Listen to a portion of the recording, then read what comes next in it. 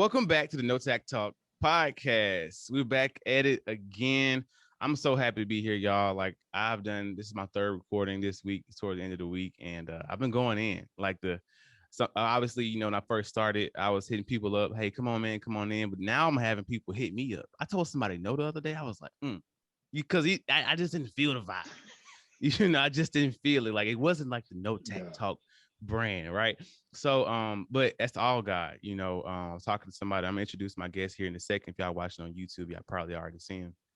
But when I feel like the growth comes from helping other people, and it's a lot of pride involved in that. So you gotta I have a note right to the side of me every time I record. It says speak clearly, and it's not about you, right? So all the growth has come from me talking to people, and it has nothing to do with me or me being transparent about something, but it's not really me tooting my own horn. So this is a progress for people that's listening, also for me as well.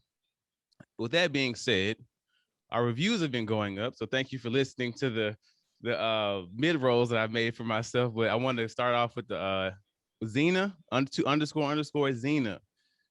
She said her title for the on the Apple podcast, at least I got to go through Spotify and all the rest of them. She said, "Wow, that's all I can say about this podcast. Such great conversations and just a new perspective on life. Definitely going to live my life with a little less tact." That's awesome. And thank you so much. And keep doing what you're doing. You are inspiring us all. So thank you, Zena, wherever you are.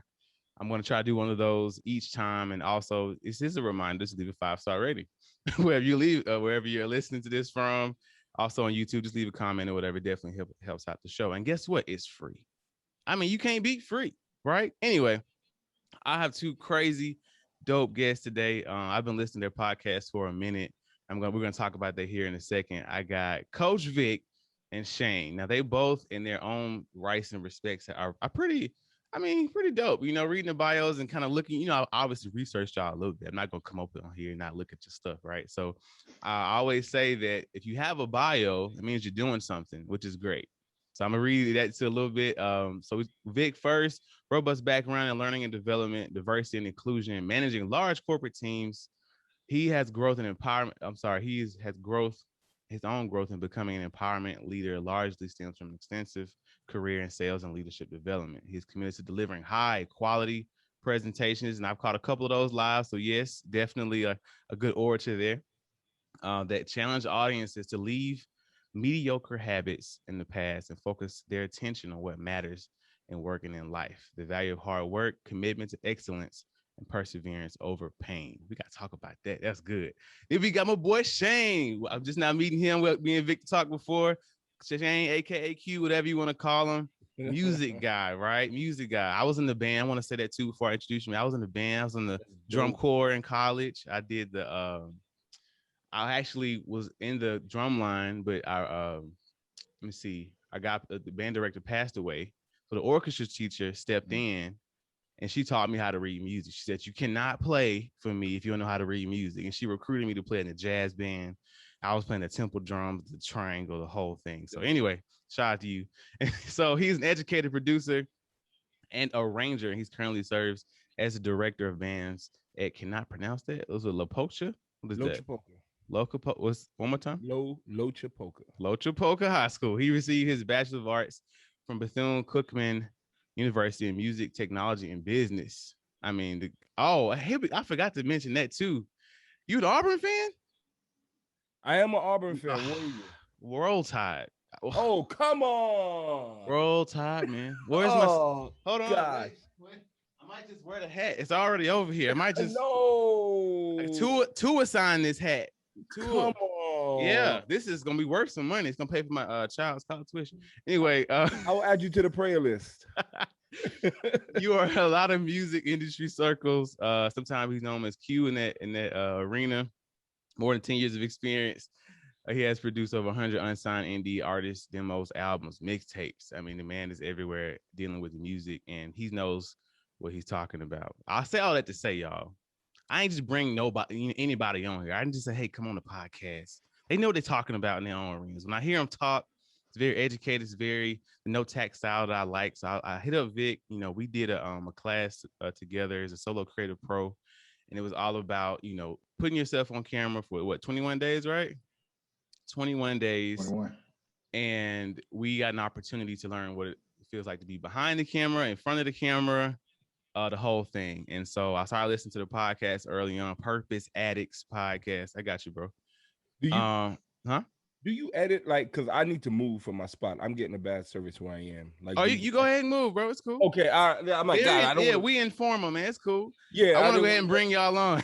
Yeah. But yeah, man, we learned a lot together for sure. And I want to say, because I'm watching the engagement while you do your thing, Shane, of what we posted. You got a lot of feedback. I thought a lot of people kind of gravitated towards you because of what you put out. The captions you put out is very sincere. For me, I didn't really care about it. I was just trying to encourage other people.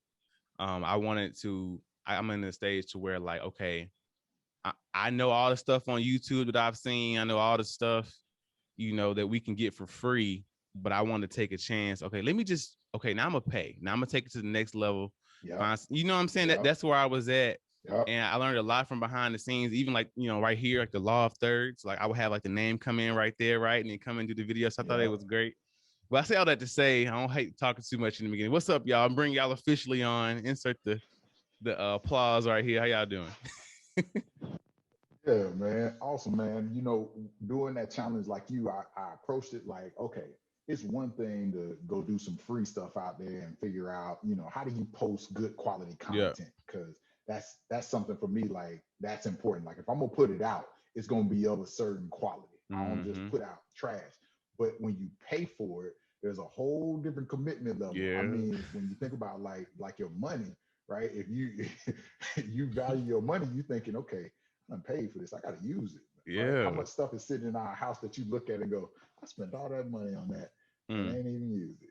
Yeah, you see the emails coming in every morning. You like, man, I think I missed a day one time. I was like, man, I paid for this. I gotta get on it. I didn't care what I was wearing. Some days I was in my uniform. Other days I had my dog screaming in the background. I said, hey, y'all, I'm tired. It is what it is. Yeah. Some motivational. But it's really motivating me too. A lot of times I do these episodes. I feel like I'm motivating myself. A question I have for y'all can take it where y'all want to take it. When I'm speaking to, I speak for a church a lot. I teach a lot and everything. And I also do like other engagements outside. But I never really teach or speak on anything that I either, one, haven't personally been through, or two, currently at that time going through. I think that's where the passion comes from. Y'all agree with that? 100%. I think that's a lot of the dope thing about our particular podcast, and just how all of this came to be is much of the journey of walking in your purpose and living out your purpose is happening for both of us right now in a real way. Yeah. So when we come on, or as right now, as we're speaking with you and we're saying we feel this, we do this, we're doing this, like we're literally walking through it right now. So it just creates a whole nother walkthrough because we're walking through with the listener. And we're walking through with you right now, like the journey you're on with what you're trying to do. Like we're in this, like we've known each other for 5 minutes, but I feel like we're like this. Yeah, right. Both moving great minds in the same direction at the same time, just on different particular paths. Yeah, for sure. What about you, Vic? The visual that come to mind is you talked about, the protests that were going on and the marches and whatnot for Black Lives Matter. So imagine you start out at the beginning of the march and then more and more people start to come from the sides and join you. That's what it's like for us. That's the image we want to project with our podcast. Like we're not up on stage talking down to you from our perspective. Right. We are in the streets walking with you saying, come on, we headed this direction. All right. A lot of people just need that push, I figure. When I talk to people, you might do like an engagement, and then like on the side, you talk to them on the side. And it's like, man, like, how are you doing this? Like, it seems like this is blah, blah, blah, blah. And so I look at some people, I promise you, I've looked at this guy one time and he's doing a lot of things on Instagram. And then he hit me up. He's like, bro, what are you doing? I was like, bro, I was looking at you the same way. So a lot of times, like like we're doing stuff that people, feel like it's too hard, but to us it's easy. We try and get to the next level, which is why I love the last episode. It's levels to this, right? It's levels to this, right? And so the mindset, and I promise you, I had to stop. I stopped to Shell to get some gas just to finish it. Because I was almost at home. So I'm listening to all my podcasts. Let me get some gas real quick and keep it going, right? Because what y'all were talking about is so true. And I know me and Vic talked about for a little bit too. I don't think that it's the starting that gets people. It's the okay, now I'm in it. What now? They're afraid of Yeah. failing. They're afraid of continuing being consistent. I did a real funny big video like a couple weeks ago about my 1 year, anniversary for the podcast, and I was just talking trash, doing all the extra stuff. That. Yeah, but it was great for me because I told myself, you got to be consistent. I'm gonna get them 52 episodes. But any other thing that I've done, it just didn't stick. But this didn't feel like work. This did not feel like it was a hassle. Like, oh, I gotta go record. Like, you know what I'm saying? I'm always excited. A year later, I'm still excited. I hate recording in the morning, but you know what? It didn't matter. I got my coffee. I start folding clothes, walk my dog. I'm ready. I'm good. And so it didn't matter. And so it's just when you find that thing, right? And I talked about purpose earlier on too, which is I love it's y'all topic, purpose. When you find that thing that really like lights a fire under you, that's what you want to dig into. Not like, I'm gonna try this, I'm gonna try. No, like dig down to something that literally legitimately wakes you up in the morning. So where did the name Purpose Addicts come from? Bobby, on that subject. It was, the show actually was something different in the beginning. We were hard set on the show being called Be About It. Okay. Because we growing up, me and Shane, so we met in high school. We met in ninth grade. We've been friends that long, right? And we were of the mindset, like if you roll up on me, if you roll up on us, you better be about it. Yeah. That also carried over into the rest of our lives in terms of our pursuit of our goals. Like if you're gonna talk about it, you need to be about it. Mm-hmm. Whatever it is, be about that action. So we were sold on that. We did all the initial setting up of stuff behind the scenes, created emails, all of that, be about it. And then right before we was about to launch, Shane did a quick research. We came on to record and Shane was like, hey, I think we messed up. Uh-oh. What you mean? So I searched the name, Be About It. Some just say, see if any other podcasts or stuff out there with 10 more. Man, that list was so long. Yeah. So at that point, we was like, we got to scrap the name. Okay. We got to scrap the name. But literally in that day, that moment, we was like, okay, we need a new name. What is it that we're trying to accomplish? And we just literally like this, just on camera, just started talking through, or we were on the phone, we were talking through, all right, what are we trying to get? We're trying to get people to pursue their purpose, to walk in, and we want to use our experiences and shared experiences to help them to discover it, walk in it, fulfill it. We just want people to be addicted to their purpose.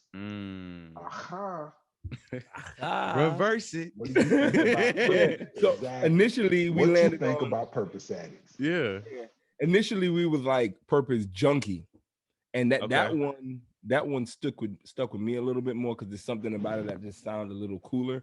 But then we was like, even though it sounds cooler, Junkie sounds a little bit like has more of a negative connotation in my opinion. And we landed there and on Purpose Addicts, and then you of course this time you correct the mistake you made the last time, and you run your searches, you run your nothing. Not only was the podcast name available, but people wasn't really using the hashtags.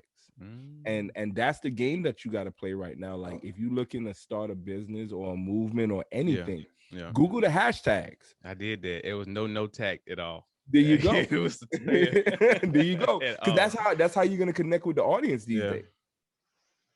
Yeah, for me, man, it was I knew it would be a tongue twister, but it's been catching on. People always laugh about that, but I couldn't get away from it because again, like I'm growing up, and I grew up in like kind of an old school, like my dad's like 60s, 70s, all my aunties like super old, everything, and no tact. You got no cool. You so uncouth. No tact. For real, like that's my favorite one. I'm growing up being myself. Use your vocabulary. Yeah, right. And so, but they was telling me you got no tact. So I'm trying to fit in these circles or fit, be the perfect person in all these arenas. And I'm like, man, I always felt something like this ain't you. This is not who you're supposed to be. And I just decided, double down on that, And what's up, Jay, the name is dope. Appreciate and I it. say that because I'm kind of the same way. And one of the things we had to work through, and it wasn't even a work through, one of the things that we just had to get on board is that me and Vic's personalities are just polar opposites. For sure. Yeah. So like the whole, when I got into this podcast thing personally, I was thinking along the lines of no tact, where you just come in and you just talk and you just be yourself. Yeah. And I remember like one of the first images I sent to Vic was our heads on cartoon bodies. Nice. And Vic was like, I ain't doing that. And I was like, all right, so I guess I'm going to have to be a little bit more buttoned up with it, but which is cool. You make your adjustment. It's just like, you know, when you go speak at an engagement and I'm Dr. Calhoun now, all of a sudden I have to activate this PhD. You know what I'm saying? I have to talk a different way. But being able to know who you are and build a brand around who you are is a very dope thing. Yeah. And it is. And it's hard. Ahead. Yeah. I was going to say, in that same breath, and I remember that conversation, Shane is telling me, look, part of this got to be freelance. You just got to freestyle. You got to be you. The people are they're going to fall in line with the show if they like it or not. Right. Like, you don't have to be so structured. And for me, I'm thinking, yeah, man, line this up, branding, marketing, sales, this thing could grow. Yeah. There has to be a point of this that I would say probably our first 5 episodes that I came to grips with. I got to trust that this man is a producer of artists. Yeah. And this show is an artist. I'm an artist on the show. I got to trust his expertise because he falls back when it comes to something around sales. You know, that ain't his niche. That's my arena. Fact. So he falls back and goes, yep, you got that. Run with that. You do this editing piece. That's what you do well. And I said, you know what? And I told him, I said, I got to trust that too. I got to fall back when it's in your space. You're an expert in that. And that's probably the hardest part when you're a co-host. You know, a lot of people, it's just them and they show. So there is no falling back to anybody because you wear all the hats. But when it's a co-host, now you got to figure out who's strong in what. Yeah, and it takes building that muscle, all the reps, you know, even going back to the early episodes, I listened to a couple of those too, like, okay, figuring each other out. Like you said, you know, on particular topics, hey, Shane, I'm going to go ahead and let you take that one. I hear y'all say that a lot. What you think about this one? Or you'll be talking for a minute, Vic, and then like a good maybe 5 or 10 minutes, then all of a sudden, Q like, I got something to say. Hold on, you know, and then he just go in. Because I think even during the podcast, a lot of times I take notes just because, you know, just in case there's any type of, you know, quietness. I usually don't have that, but just in case. I'm working through thoughts in my head even while I'm talking, and I'll go somewhere completely different. And you call it what you want to call it, you know, conversation, Holy Spirit, whatever. But point is, I allow myself, right, to be, you know, organic and move like water, as Bruce Lee said, you know, to go with the flow. And and so that's something for me. But I do feel like, you know, I have like a little inner co-host. Now that you mentioned, like, you know, okay, I'm always critiquing myself. Like, I'll go back and listen. Okay, you should have said that better, or maybe you shouldn't have said it. Maybe there was too no tact, you know, because some people get their feelings hurt, man, for real. Oh yeah. I get, and I heard another one that I was talking about.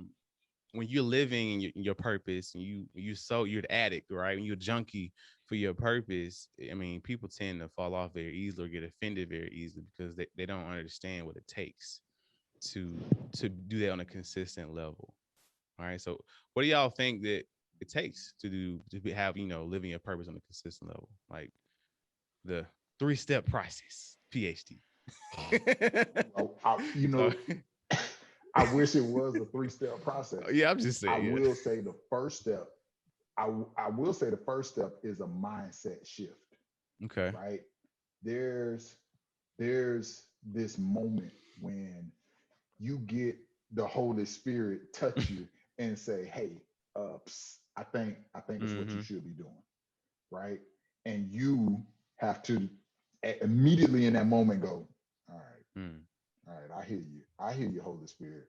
Well, that means that I'm gonna have to change this. I'm gonna have to change this. I'm gonna have to start doing this. I'm gonna have to cut out this." You immediately go through that checklist, and at the end of that, you also immediately say, "Am I willing to do that right now?" And be honest for with a lot yourself. of people, you got to be honest with yourself. And for a lot of people, they say, "Nope, I ain't ready to do that right now. It's just like, growing up in the church. Right? You grew up in the church and you get out on your own and become adult. You say, I'm gonna get away from going to church because I don't have to. My mama ain't here. I ain't gotta go to church. Big right? facts. Yeah. But you encounter some stuff in life later and you face with that moment like, am I gonna get my life together? And a lot of people go through this and they go, either, yep, now's the time and I'm gonna change my life, or they go, nope, time to turn up. Yeah. I think a mindset shift is absolutely the first step. I don't know what the other steps would be. Get excited about failing. Okay. Expound upon that for me. Because, and forgive me, I forgot the initial question, but I the Holy Spirit took over while Vic was talking. Go for it. Yeah. Well, what was the initial question? It's what do you, I mean? I'm always asking from like somebody outside perspective. Okay, cool. What is my purpose? Like, but how am I once I find it? How am I consistent? How do I? Got you. I think once you find or you get an idea what your purpose is, be ready for failure and be ready for shifts, right? Okay. The reason why I say be ready for failure, because let's say you learn that you love to paint. Okay. And you decide you're gonna go out here and you're gonna start a painting business. And all you're gonna do is paint houses. You can also draw, so you're gonna do nice art. Well, the first thing, you're excited, you done put pictures all in your house, in your partner house, your mama them house, but then you got to go out now and get a client. The first 5 clients you ask is like, nah, I'm not really feeling this, or nah, I don't really need this, or whatever. That's not a reflection of you and your purpose. It doesn't make your purpose bad. It's just not for them right then and there. Yeah. And that's an act of failure. A lot of people will get that rejection or get that and then pack it on up. You know what I'm saying? Yeah. So be expecting of failure and for things to not go exactly the way you think it's going to go. So what's the difference? Okay, so what if they think it's their purpose, right? And then they just trash at it. But they think it's their, I'm just saying, like, how do you know the difference? Because some people can get dug in like, no, I meant to paint, but bro, you can't even draw a circle, but how do you know the difference in that moment? Like, okay, versus the double down, who forget about the nose, or this ain't for me? I don't know. This is something I would ask, and I'm gonna throw it back at y'all. Okay. It's safe to say that if you find that something is your purpose, there's a pretty good chance that you're gonna be halfway decent at it. Okay. At least competitive at it. So if something's your trash, most of us ain't gonna go try to do something that they trash at. I can't draw, bro. That's why me neither. You know what I'm saying? Like, yeah. I'm stick figures I struggle with. So I think part of finding one's purpose is that they will have a level of success at it. And that level of success will come not easy, but natural. Okay. You see what I'm saying? You see the difference in that? Yeah. I see that. I would add to that though. I think the person doing the work, whatever it is that they're doing, comes easy to them also. Like you're not gonna pick something that you don't enjoy doing. So in terms of identifying your purpose, it's the thing that, like, when you do it, everybody's always like, man, you make that look so easy. And you're like, it's just really whatever. Yeah. It just came out naturally. Like that's your purpose. The problem that exists with it is we look at the world to give approval. And so depending on what that thing is, it might not be something grand. And I think Shane has said this on one of our episodes. Our purpose might be something small. It might be to be the best janitor of the school, sweeping up trash. But you do it so good and so effortlessly. But people want their purpose to be this thing that's on 10 that the whole world loves and wants to pay them millions of dollars with. And they disappointed that that's their purpose. Yeah. And remember, and I'm itching now. I'm like, go ahead. Really good. Remember we said at the beginning, or I said at the beginning, failure, right? Let's say, God forbid, you're bad at it, right? Yeah. That's a sign of failure. If it's truly what you're supposed to do, what are you going to do? Are you going to quit? If it's your purpose. Because if it's easy to quit, there's no way you can convince me that it's your purpose. That's good. You see what I'm saying? Your purpose. So you're willing to walk away from it. You're willing to walk away from it. If you're willing, if you can walk away from it easily, like then you weren't supposed to be doing that. because if it's like, guys, I hate being a band director. Have I ever told anybody that? No. But no matter what I try to do to get away from it, it seems like it's just like right there. Yeah, for real. I can't. You know what I'm saying? Like it was one of those things that I never wanted to do, but you've been doing it 13 years, and I can't escape it now. You know, no matter how bad. You remember we did. Go ahead, man. You remember we did the episode with Daniel Whitehouse, right? Mm-hmm. We were talking offline about trademarking and setting up a business. He had mentioned it on the episode, asking, you know, is this your business or is this a hobby? Mm-hmm. So after that, we got on the phone with him, me and my wife. My wife has a separate business and a women's clothing boutique, and she wanted to trademark the name. She had been talking about it for a while. Yeah. So when talking with him, he did the research. He found out that somebody else had already filed for that trademark of the name. Okay. But, or at least a part of it.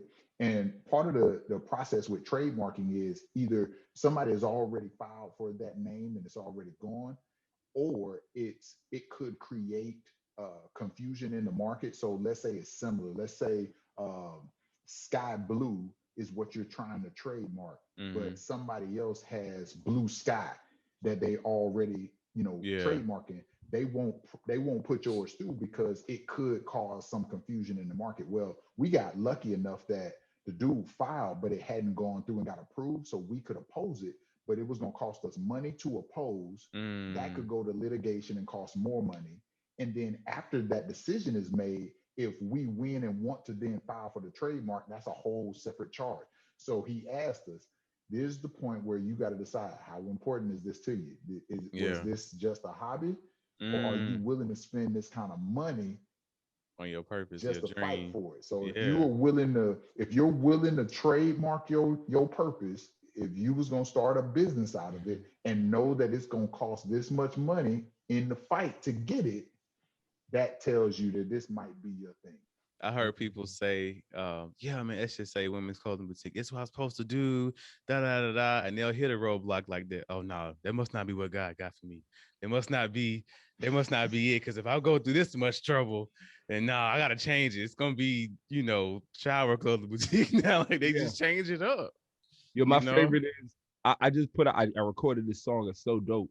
Yeah, I put it out on Apple and nobody buys it in the first week, but I didn't send out no emails. I haven't done no public. Well, maybe I'm just not supposed to do music. All right, maybe you're not. The you know LMA, the girl LMA, she came out with the song "Boot Up," Boot Up. Yeah, I think that song she put it out maybe like 5 or 7 years ago, right? And now 5 to 7 years later, she still kept going. I'm sure it was some ups and downs, but then now the song platinum. I'm pretty sure it's platinum, right? Yeah. And it's just about, okay, I always think about the people waiting, like what's your time limit as far as hearing no of failure? Like how often are you, how long are you willing to wait rather for your dream to come to fruition, make it, get that plug, you know, that whatever. And that's what I think gets people a lot, including myself, because I could have said, well, no, I'm seeing growth for sure. But like, I think what happens is when we get in whatever space that we're in, we automatically see, like for me or us, I guess, the Joe Rogans, or we see the Steve Jobs, or we see the highest people in that space. We don't go to the people that's on the ladder. We automatically go to the people on top of the ladder, off rip. And so now we're comparing ourselves to a Joe Rogan or to, you know, insert whatever here for what we're doing. You can say, hey, the biggest music producer, whatever, he's doing all this. He can just make a post and get a song. And he got $1 million off of this, da, da, da, and then compare. I'm not sure what level you at. You could be making it anyway. I don't know. I'm just saying, right? But if I'm going in that drawing space, and I'm like, well, I'm seeing, I hear about only 2%. I think I looked it up because I went to talk to this middle school the other day. And this is strictly just relations, you know, for the Army and everything, trying to get a good face. So I was like, y'all can't join the Army, no way. So I was like, I'm going to talk about y'all passion. I was thinking about us kind of setting that thing up too. So I said, hey, I know I'm in this uniform or whatever, but y'all, I think it was between 5th and the 7th grade, pretty sure.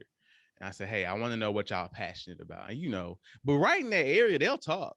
High school kids, they'll be, oh no, you know, trying to be all cool with. In that little area, they'll talk to you. So after you get over the initial jokes, I don't want to do nothing. I want to be a garbage man, whatever. Like people, I got over that. That's a whole other thing as far as speaking, getting over the little goosebumps of speaking, right? But one lady, she a girl, I guess, picked up her book. She said, I like to draw. Speaking of drawing, I said, you mind if I see it? And so this is in a group setting, probably about 20 people here. And I was like, what? Because she could really, I mean, she could draw. Like, you could tell, like, that's my dog. Sorry, y'all. She had the, You're all right. I tried to draw too. And I want to tell you that too, cute. Is like, I had the 2B pencils, the 4C, and she was like, oh yeah. Like, cause I tried so many different things. I think that's what makes me like a good speaker. Cause I've tried so many things. Yeah. I can relate to people a little bit easier because I know like the language. So I saw her light up, right? I said, okay, cool. So she showed, everybody her pictures and everything. And you know how come when you good at something in high school, everybody knows, right? So to your point, Vic, like people already knew, hey, this is your thing. But she was like, oh, I don't know. This is something I do on the side. And I'm like, no. So, okay, cool. And so now I'm like, what's your plan? Now, while I was thinking this, I'm like, this is the conversation that we can have with adults. Because it's that little kid on the inside of a grown man or grown woman that wants to take that extra step. But that little seventh grade, Jay, I don't know. I can draw, but what if I'm not good enough? Or what if I get a bad comment? Or what if, like you said, my song don't sell or whatever, right? And now we go in our shell. This is me talking to myself, the most extroverted person I know, myself, right?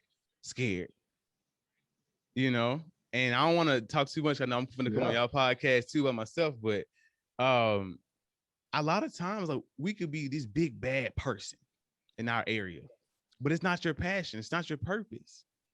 What are you afraid? Like you said, what are you kind of like, get the anticipation about? And that's what I'm always thinking about listening to y'all. It's like, y'all are doubling down. Like, okay, forget that, man. Like, come on. Like, through y'all selves, through y'all examples, y'all are telling people like, pretty much forget y'all. Like, forget yourself, forget that little inner person, like bust out, do what you meant to do. Go ahead. That in itself is, we hear that voice of you can't louder than we hear that other voice. And that's the problem. I will bet money that 5-year-old girl or that 5th grade girl, somebody probably told her you can't make money as an artist. That she said. And I wasn't even there, but I heard it. Yeah. Well, so it happens too often. What you mean? Meaning there are people who will tell a person that you can't do something more so because they don't see themselves doing it. So they're projecting their own fears and limitations. It's that image that I told Shane. I said there was this post on social media that showed this person, and they had half of a cell being built around them, but there was a line of people with sticks who were giving it to the person, and it said, "You can't put yourself in the prison of other people's opinions." Ooh, that happens way too often as we are trying to figure out what's our purpose, what's our thing. So when did y'all figure out y'all purpose? Let's go way back. When did y'all figure out marketing, sales, music, people, whatever? So funny enough, Shane was the music guy. I was the sports guy. Okay. I thought my purpose was to be in the NFL. And at the time, I'm old or older. At the time, I thought that I was going to be the first football player / attorney, because I was also pursuing law. I wanted to be a lawyer at one point. I went to a law magnet high school. That matter of fact, the high school that Shane and I went to, I didn't live in the area. I used to have to catch a bus for like over an hour coming from one of the other districts because I was in the magnet program. So I thought law, football simultaneously. There is no plan B. This is plan A. So I was chips all in. Fast forward, I don't go to the league. And it's like, now what? God dang. I gotta go to work. I always had good work ethic. So I ended up in sales. I got the gift of gab. I can talk. This is just meant to be temporary. 12, 13 years later, now we here. I carved out a career in it. And now we're here. And so throughout that, Yeah. you're So like for me, figuring, go ahead. Go ahead. Throughout that, you're figuring out, okay, you're going through the reps, you're going, doing these different trainings, now you train other people, whatever else, right? You feel like, I'm saying, when you feel like, okay, this is where I'm supposed to be, like, you ever get that feeling like this is like, okay, this is like my purpose, like, or is it just like, okay, It's overall, if you funny. look back, go ahead. Now I'm there. Like, you know what? This is where I'm supposed to be. In the last couple of years, I've accepted that. But it took me looking at both of those two phases of my life and noticing what was the common denominator. The common denominator in both of those was I was always some sort of leader or captain role on the field. I was at that point training, coaching, pushing my teammates to be better because as a unit, our chances of winning were stronger if everybody was strong. Okay. You put me in corporate America space, and I'm just focused on me doing my job, my role, just like any athlete would. But other people see it and they go, hey, how you do that? Can you teach me? So I find myself in a teacher role again. Hey, you could move up and teach more people, have a bigger impact. And I actually started to like it more so than I did before out of necessity. And it's like, okay, this kind of comes easy. Like, it's nothing to train, teach people. Bet. Let's just keep going and see where it takes us. And then I end up here.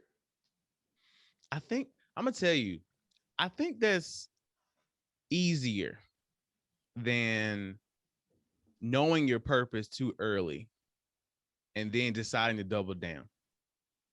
Because I'm not saying that what you did was not hard work. That's just I'm just thinking off the cuff here.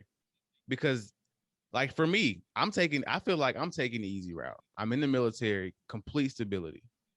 Okay, right? First to 15th, that people already know when we get paid, got all these benefits and stuff. So I was like, I'm at 11 years now.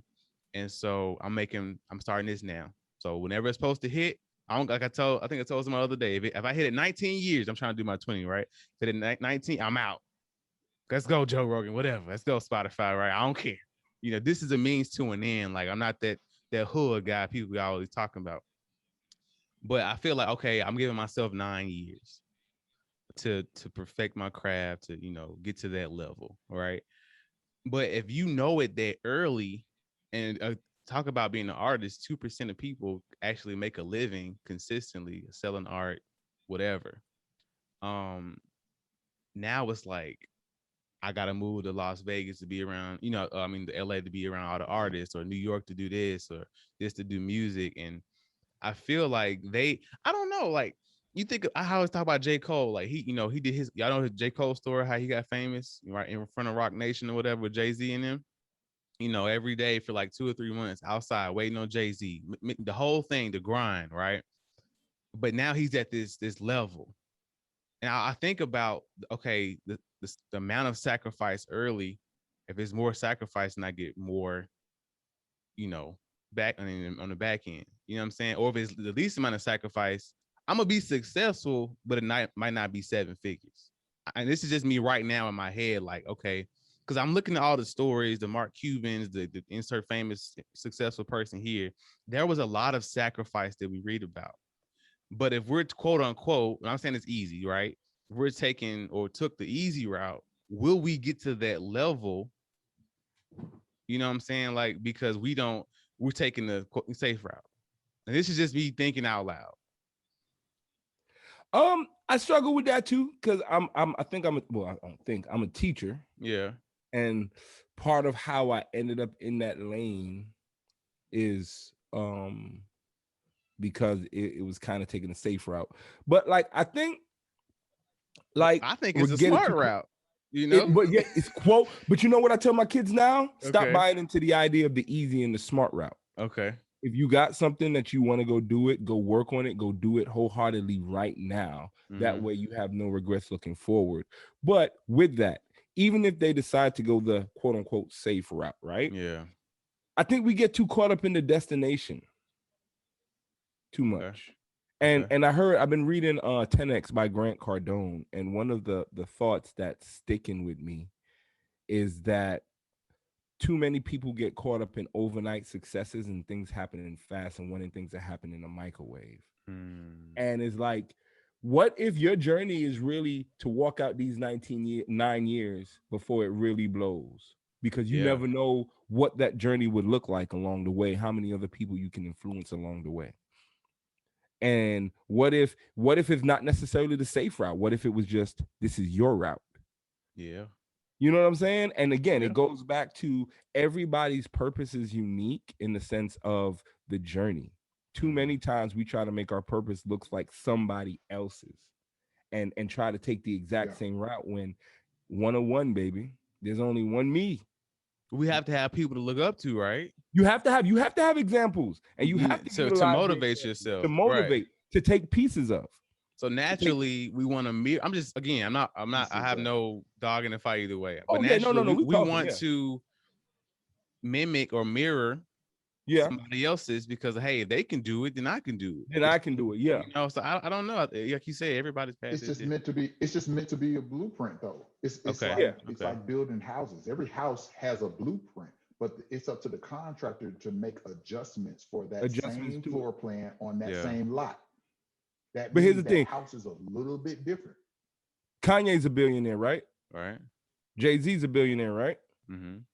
Did they get there the same way? No.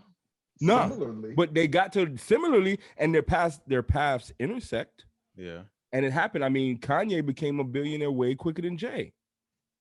If you think about it, Jay got on 96. Kanye came along 2004, 2005. So I'm sure Kanye looked at Jay and learned something a little bit. And I'm sure, you know what I'm saying? So you look at other people, you pull from their journey. But I think it's unfair to your process or to anybody's process to, and it's unfair to our creator because we're uniquely made, you know, I got respect. Go ahead, bro. I was just gonna say I got a problem with the part of, you see all these insert successful person name and the amount of sacrifice that they quote unquote did in this. It's portrayed as this huge amount of sacrifice, which suggests that that's why that level of success was achieved. And I think that that's unfair to people, that they have to sacrifice this huge amount in order to reach that level of success. I don't think that that's the truth. Can I ask you a question right there, though? Go for it. So do you believe in overnight successes? No. Okay. Just making sure we're on the same page. Because I don't believe in overnight successes. And what I'm saying is there is a level of sacrifice and work that gets put in. What is not definitive is the amount it takes that creates that huge level of success. That's the point. People have to understand that they don't have to sell their car, move to LA, and go stand in front of X studio day after day to get there. You don't have to do that.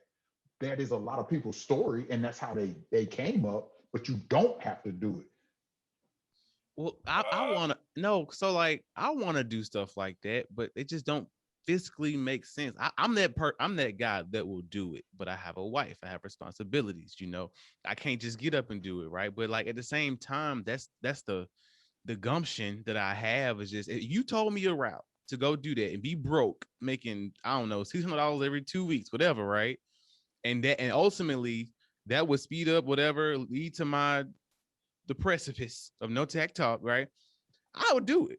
I would, hey wife, we eating ramen noodles. We got to change the dog food out for the dog. We're going to downsize, whatever. Because I believe in myself that much. I believe in my purpose that much. Right. But that I probably ain't going to happen, you know, because I'm like, no, I got to do this. I'm going to make sure I'm good. Because I'm always, us as men, we always think about the future. Worst case scenario, I want to at least have like my retirement. I want to have stuff, you know, stocks, you know, whatever. But that's what I struggle with sometimes, is like that middle ground, that gray space between being great and really taking a chance, doubling down, and reality, you know, because everybody wants to take that step, but then they like, I still got to eat. But I feel like people don't really know that sweet spot for them in their space, you know. What y'all think? Shane, go ahead. Yeah. I'm on the fence Right. It's a because I weird place. understand. Yeah, because I understand being successful. I mean, I understand being responsible, taking care of the fam, keeping up with pension, getting retirement. But what if selling everything and sleeping in front of that studio is the thing you have to do? How do you know? How would you know that? How would you know? I don't know. Yeah. I don't know, and that's the hard. Here's my response to that. Okay. My response to that is I think we live in definitives too much. Just because that is a route doesn't mean it's the only route. Well, and I believe in that. And That's my where answer, I think. I believe that, and my Go ahead. answer to the question would be: you don't do it because somebody else did it, and that's the only way to get there. Mm-hmm. Do it because you feel like this is the route that me personally I have to take. And again, it goes back to that's my point. Okay. Gotcha. So now, okay, so we're in the same spot. So it goes back to uniquely understanding your purpose and your walk, and just being true to that. Yeah. Even for me now. If anything, I say all of that. I was gonna say, even for me, I say all of that to hopefully encourage people to get outside of the box, get creative about getting the job done. We've all heard there's more than one way to skin a cat. Yeah. I think people get stuck in this is the only route because they haven't spent some time to think about what are the other ways to get here. Mm-hmm. Or something I do all the time and in my free time. I mean, on the toilet, I listen to stuff in the shower. I'm always listening to podcasts, different interview techniques. I'm looking at people that's not even in my space. Like I listen to some podcasts just because it's a complete opposite of what I do. It's one I listen to. They pride themselves and I believe in God. They have a great show. Like they have a great show, you know. And I think that's part of it. I wouldn't say knowing your enemy. That's a military thing, but I think that when we get into different spaces, so like let's just say you in music, you do hip hop. I would, if I was doing what you're doing, I'm gonna listen to some country music. I got to. I owe it to myself. I'm not just gonna constantly align myself with what I like and believe in. I listen. What's that guy that's always getting on people's nerves? Oh, I can't think of the guy's name. It's like the short white guy. He's like real about. He's like super conservative guy. Goodness, can't think of his name. I don't know, but I'll put it in here in the comments, whatever y'all. But he just, I mean, his political views don't align with mine. Spiritual views don't align with mine. The way he lives his life is not aligned with mine. But to me, especially working in recruiting, like in people, knowing people, body language, being able to talk to folks without getting angry or getting too passionate about something just because we don't agree. Y'all can do that. We can do that. We're kind of like on the same path. Like we'll ultimately be good. But some people don't want to agree to disagree. They're like, I'm right regardless. I'm not wearing this mask. I'm not doing this, whatever else, right? And so I think for me, I'm saying all that to say is I think that for us to go to that next level, we have to do everything we can to be ready for that next level. We have to, because when that exec, or let's just say overnight success, right? When that exec comes down, or that the Spotify comes down in my email or whatever else and say, hey, we see you, you got merch, you got this, you got that. Like, we know you know how to operate. And if somebody who's thinking that, hey, if I'm trying to like reach this next level, this company, they're not gonna email you because they're listening. I feel like even on y'all, for me, somebody's listening. It's somebody's job to go around and find the next big boom, right? But if you're not ready for that next level, if I give you a TV show right now, Jay, talking to myself, right? You're not ready for it because A, B, and C.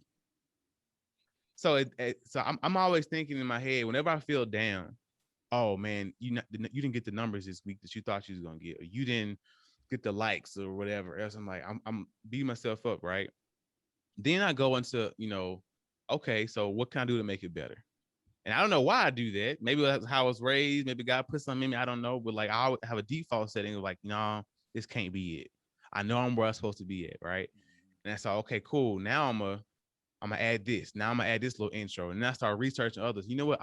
Just recently, last couple episodes, I have it to where it's my voice instead of like the anchor's voice. Mm. Because I want people to hear me. I want people to hear that professional. This is just me. I want people to hear that professional sound, my voice. Because even if it's like a bad, I did one of my best interviews I did with like somebody like quote unquote famous was the worst interview I've ever done. Because the audio was super bad. It was with Mr. Talkbox, the guy that worked with Bruno Mars. I don't know if you know about him, Q. But yeah, right. So him, my for some reason, I don't know if a squirrel was on the line or what, bro. But like the internet was so bad, and he was real cool about it. But it was like a smooth 5-second delay the whole time. And so I'm obviously cringing the whole time, trying to fix stuff, do different things. Nothing worked. But I thought that was gonna be my thing. This is gonna be it. This is gonna send me to the stars. He gonna post this. I'm gonna get recognized. But I'm looking through his followers, right? Oh, Todd Tribbett follow him, or Kirk Franklin, or these famous people, right? This gotta be it. He gonna post this. I'm gonna blow up. One of the lowest numbers I've ever, But that can discourage somebody. I'm thinking this is it. I finally got it. It took about 3 months to even email the guy. That was my first time talking to him. Because he's up at that level. I'm talking to his secretary. They telling me I only got 30 minutes. I'm trying to squeeze all this content in. But I'm telling this story because that could just, it could discourage somebody. Like you feel like I finally made it, done the work. Boom, boom, boom. And the audio was trash. It was so bad. And I'm talking about almost in tears record this. I'm like, man, this is supposed to be my time. This is supposed to be the moment. But that's just me. Yeah. One of my favorite scriptures is I think it's Proverbs 16:9. The Lord, we may have our plans, but the Lord directs our paths. Mm-hmm. It ain't about it ain't about you. It ain't about you. And I think the other thing is too many people try to hit the home run and not get the single. Yeah. Don't try to knock it at the park. If you hit that thing right, get to that first base, that's gonna set you up for the next. Then you may be able to get a double or whatever. Man. Yeah, you know what comes to mind? I think about infrastructure, like systems. You got to create systems that help you to prepare for the upcoming season. And that's what came to mind as you were describing it. Like you go back to sports, like football, for example. You train all summer for the season. That's the whole reason you do summer workouts. You do not want to get to camp and be out of shape and not ready for the season. You are in the season and you're working out, but even each game, you're thinking about the end. How are we going to finish the season, right? Yeah. Everything is always preparing you for the next. So those opportunities, they come and you are quote unquote ready for them, all based on the training you did in the off season leading up to this moment. But now the other piece to this, like you were saying, I did all of that and I had trash audio.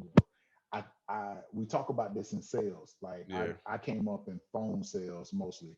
Yeah. And there's people who will spend hours and hours preparing for one call only to dial the number and nobody pick up. Nobody pick up. And it's like, what was the point of all that? So we encourage people in sales, don't do all that prep. Only take a couple of minutes of prep, meaning don't take yourself too serious. You don't know what's going to happen, but you are already prepared for the moment. If they do answer, you got the infrastructure because you created the systems long ago for this moment. That's good. That's good. So I don't want to hold y'all too long. I had one last question before we got to the last two segments. What would you say? This is like kind of like an interview question. What would you say is y'all's own personal weakness, and how do you combat that? It could be anything. Execution. Okay. I'm at a level right now where I'm off that first floor. Mm-hmm. I got the ideas, and it's just about right now not being. I think part of my problem is I have too many freaking ideas. Yeah. And it's all bubbling. And what I'm finding, and this is when I know that the execution, I'm coming up with ideas, and I'm telling the people closest to me, and they're eating off my ideas. Ooh. And I'm not mad, not jealous. Maybe, I thought about this morning as we was talking about purpose. Yeah. Maybe my job is just to keep feeding other people and just keep doing my research and stay in the path, and it will click for me. But I'm like, nah, I got more than that to do because I got 452 things on my to-do list. Yeah. So for me, 100% right now is executing and getting to that, getting these ideas all out there so we can move to the next level. So you the plug. So I got a friend just like that. You could be the plug, and Yeah, which is fine. Everybody needs that guy. And Yeah. if it comes natural to you, like we talked about, then I'm just speculating here, obviously, but it's just doubling down on, having those ideas. And then again, I didn't think I could get paid to speak. Yeah. I'm the whole time I'm trying to figure out my purpose. I'm doing events. I'm talking, I'm mentoring kids, but I never thought that was like a thing. It's just something I'm, like we talked about before, something I'm just doing, I'm good at, whatever. But it wasn't something I'm trying to draw while I'm speaking, and it's weird. The other thing is perspective, though. Whereas one would say, man, everybody's eating off my idea. Nah, like right now, my shirt says add value. Nice. And what I'm doing is, in my own weird, unorganized way, is I'm helping others achieve their goals and getting to their next level. So maybe my thing is creative brand thinker consultant. Or something, where you just sit back and you do the research for the next person. You can be like, all right, this is my money, this is how much you pay me. I can't give you the steps, but I can give you the idea. And a lot of people are too lazy to come up with their own ideas. So that's all right, don't steal my idea, guys. This is it. This is it. Patent it. Trademarked already. This is the one. This is it. Yeah. Hey, but you saying, you know what though? That I think here's what came to mind as you're giving people ideas.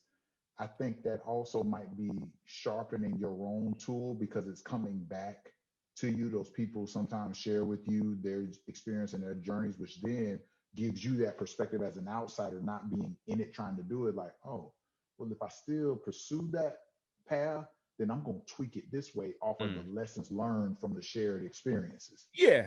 I think some of that's happening there. So ultimately, by sharing the ideas and seeing them come to fruition, it's giving me an idea to shave in and scope what I'm doing. Yeah.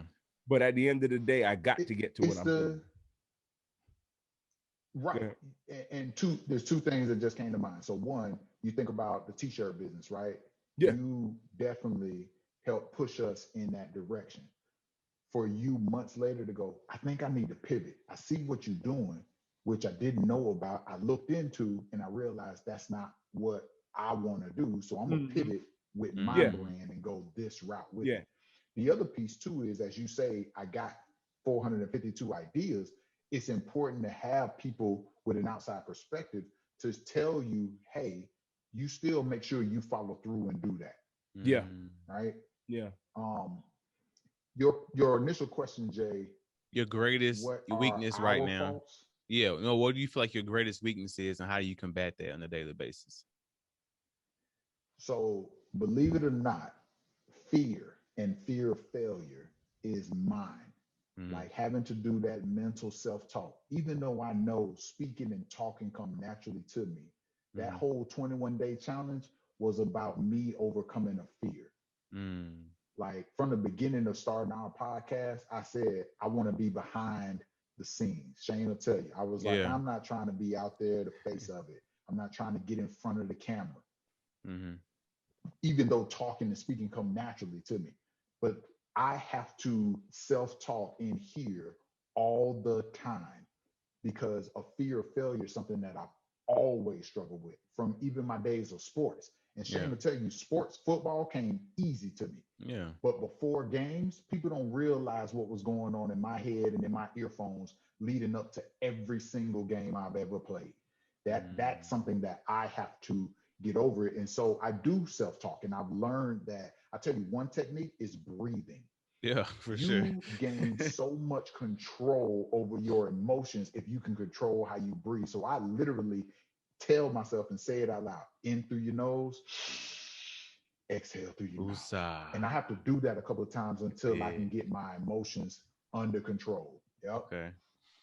That's different too. I get where you're coming from, because when you're speaking publicly, what's the first thing they tell you? Know your audience. All right. it's easy to pivot when you're talking. You see those nods, you see people not really paying attention, then you can kind of adjust as you're going. With a podcast, it's out there. You don't know what time, what day people are listening to it, and you don't know what kind of opinions they have until they leave a comment or call you like, bro, what was you talking about? And that's why we were just talking about feedback the other day. Like that's one of the biggest no tag. And I tell people like, I don't care. Maybe I should sometimes, but this is my baby. And so I doubled down on that, on the idea. I was like, hey, again, I pray before each episode. I feel like, hey guys, it's not about me. So whatever I say, it's out there. It's forever.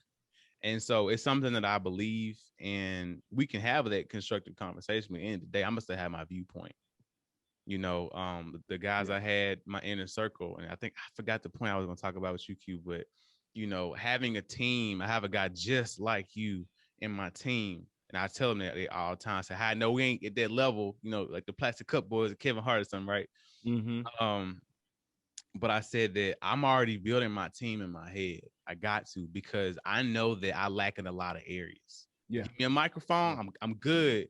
What about the behind the scenes? I suck at that. That's why I hate being a one-man show. I'm having to figure out, get the mixer, the notes, the Zoom, whatever, right?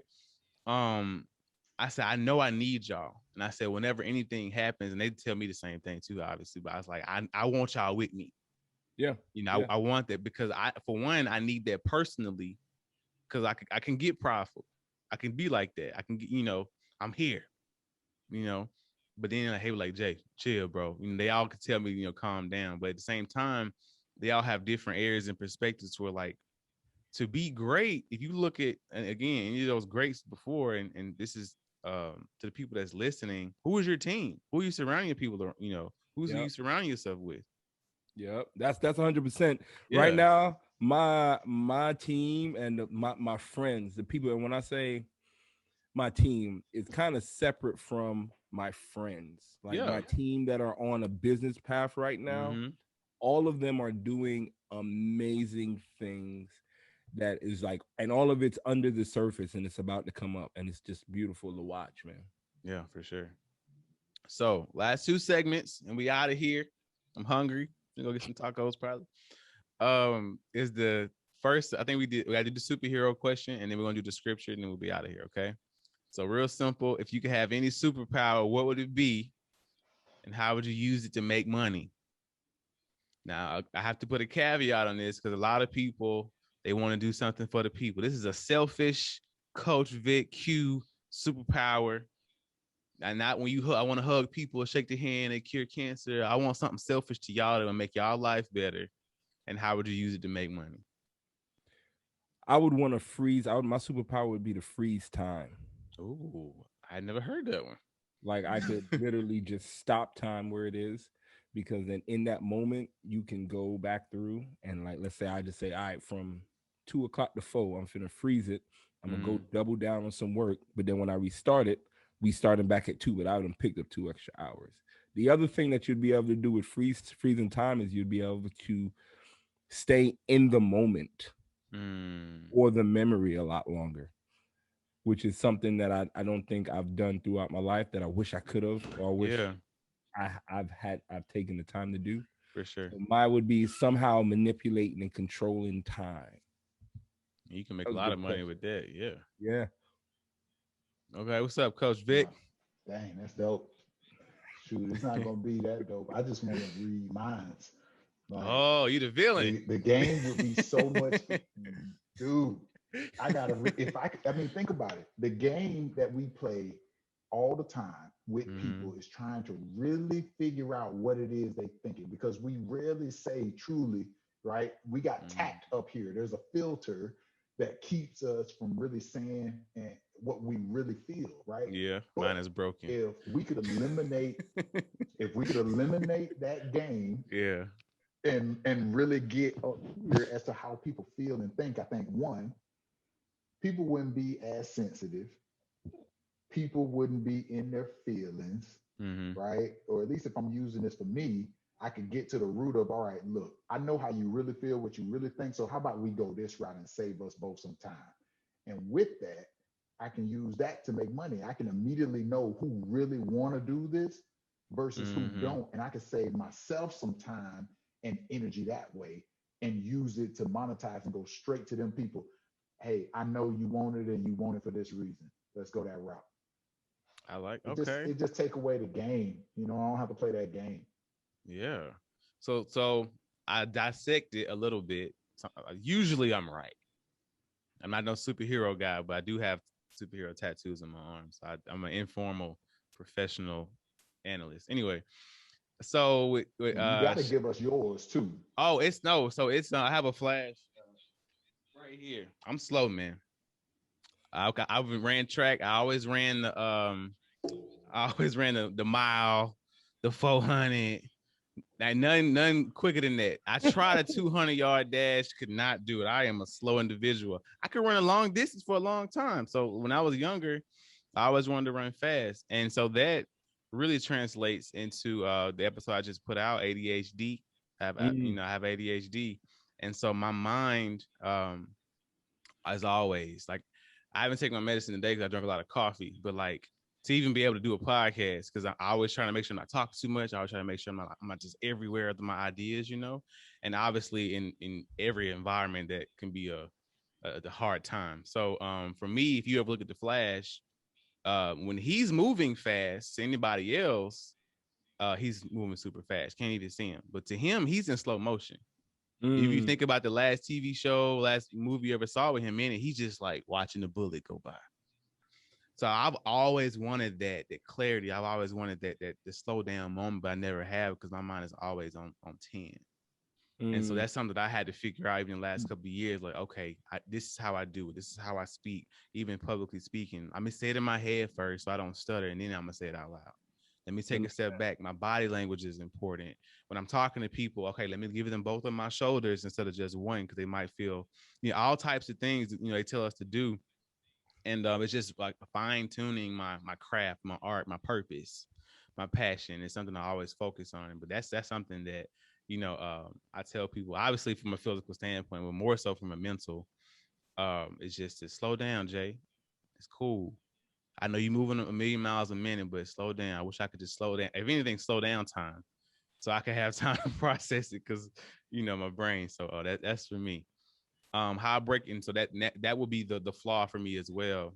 For you, I think you already said yours. I said to yours, Q, like I have all these ideas. So I want to be able to organize them, put them in a file, and then use them when I need to.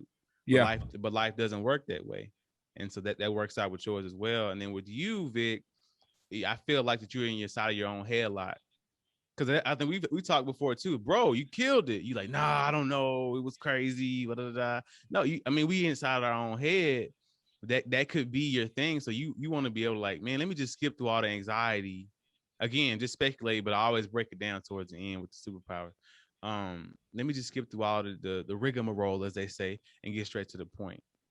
And so when we know that, and I always tell people, if you ever date somebody or even meet a new client, new person, ask them what their favorite superpower is. Because almost half the time, if you flip it and okay, you want to be invisible, you probably got self-esteem issues. That's dope, bro. That's dope. So yeah, that's just a little thing that I do. When I first checked out your show, and you did that, you got to that, I was like, this dude is on to something. Yeah, that's dope. That concept is so dope.